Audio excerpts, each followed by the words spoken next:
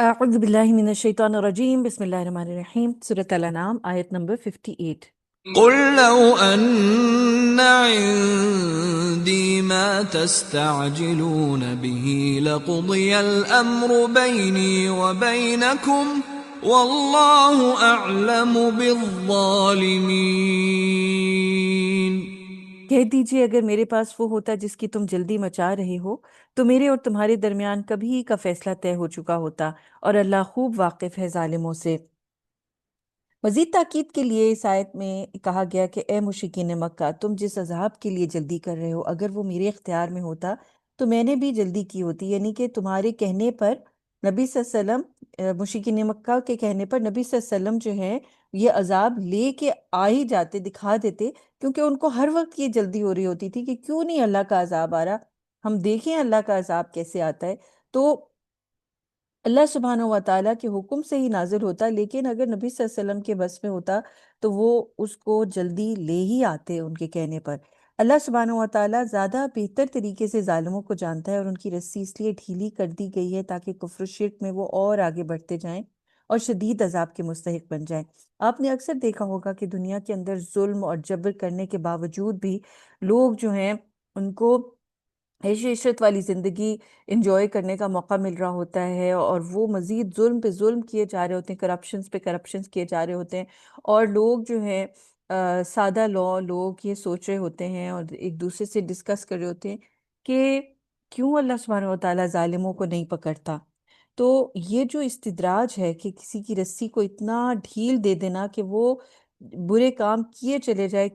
جائے اور وہ سمجھے کہ جی ہم تو صحیح راستے پر ہیں، ہم تو ٹھیک کر رہے ہیں، اور ان کو ترقیاں ملتی جائیں دنیا کے اندر، تو یہ ایک سب سے زیادہ خطرناک قسم کا عذاب ہے جس کے اندر انسان پھر دوبارہ توبہ ہی نہیں کرتا، واپس ہی نہیں پلٹتا، اور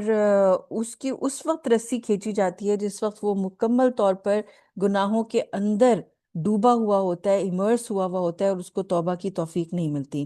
بخاری و مسلم نے عائشہ رضی اللہ تعالیٰ عنہ سے روایت کی ہے کہ نبی کریم صلی اللہ علیہ وسلم نے عقبہ کے دن ایک شخص کو جو ہے وہ اسلام کی دعوت دی، لیکن اس نے انکار کر دیا، تو آپ کو بہت زیادہ ملال ہوا اور غم سے نڈھال ہو کر ایک طرف چل پڑے۔ جب قرن منازل پہنچے جو مکہ سے ایک دن ایک رات کے مسافت پر ہے، تو جبرائیل آئے اور کہا کہ آپ کی قوم نے آپ کو جو تکلیف پہنچائی ہے اس کی وجہ سے اللہ نے پہاڑوں کا فرشتہ بھیجا ہے، آپ چاہیں تو وہ مشرکین مکہ کو دو پہاڑوں کے درمیان کچل ڈالے۔ تو رسول صلی اللہ علیہ وسلم نے فرمایا، میں امید کرتا ہوں کہ اللہ ان کی اولاد میں صرف ایک اللہ کی عبادت کرنے والوں کو پیدا کرے گا، یعنی کہ نبی صلی اللہ علیہ وسلم کے ہاتھ میں، ان کی قدرت میں اللہ سبحانہ و تعالیٰ نے دے دیا، اور اگر آپ صلی اللہ علیہ وسلم چاہتے تو وہ جو پہاڑوں کا فرشتہ تھا وہ ان تمام مشرکین کو جنہوں نے نبی صلی اللہ علیہ وسلم کو تکلیف دی تھی، اذیت دی تھی، ان کو ختم کر دیتا۔ لیکن نبی صلی اللہ علیہ وسلم نے بھی، آپ یہ دیکھیے کہ ایک طرح سے وہ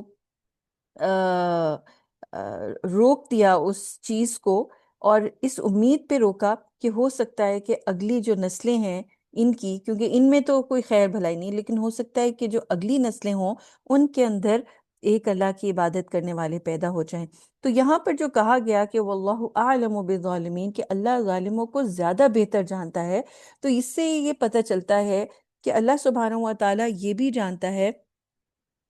کہ ان کے آگے سے جو ہے وہ نسلوں میں کہیں نہ کہیں کوئی ایسے لوگ بھی پیدا ہو سکتے ہیں جو ایک اللہ کی عبادت کرنے والے ہوں، اور نبی صلی اللہ علیہ وسلم کو چونکہ اللہ سبحانہ و تعالیٰ کی اس حکمت کا معلوم تھا، اور نبی صلی اللہ علیہ وسلم کی نیچر ایسی تھی کہ جس کے اندر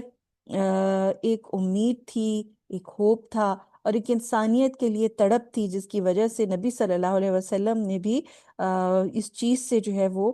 پہاڑوں کے فرشتے کو روک دیا۔ اور آپ یہ دیکھیے کہ ایون دو پہاڑوں کے فرشتے نے یہ پیشکش کی تھی کہ ان سب ظالم لوگوں کو کچل دے، تو رسول صلی اللہ علیہ وسلم نے اللہ سے ان کے لیے نرمی چاہی اور امید ظاہر کی کہ اللہ ان کی اولاد میں موحدین کو پیدا کرے گا، یعنی ایک اللہ کی عبادت کے اوپر جو جم گئے ہیں لوگ ان کو پیدا کرے گا۔ سو اس سے ہمیں بہت سارے لیسنز ملتے ہیں کہ ہمیں خود سے جو ہے وہ ججمنٹس پاس نہیں کرنی چاہیے، خود سے جلد بازی نہیں کرنی چاہیے، یہ نہیں سوچنا چاہیے کہ کسی شخص کو ابھی کیوں نہیں عذاب آ رہا ہے، کسی قوم کو اس کی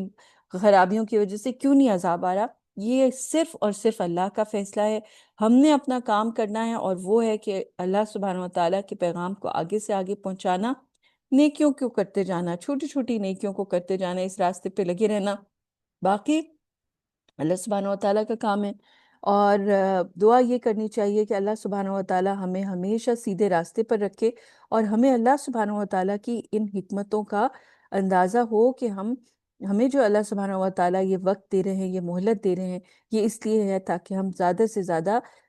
ہدایت کے اور نیکی کے کام کرتے رہیں اور برائیوں سے رکے رہیں۔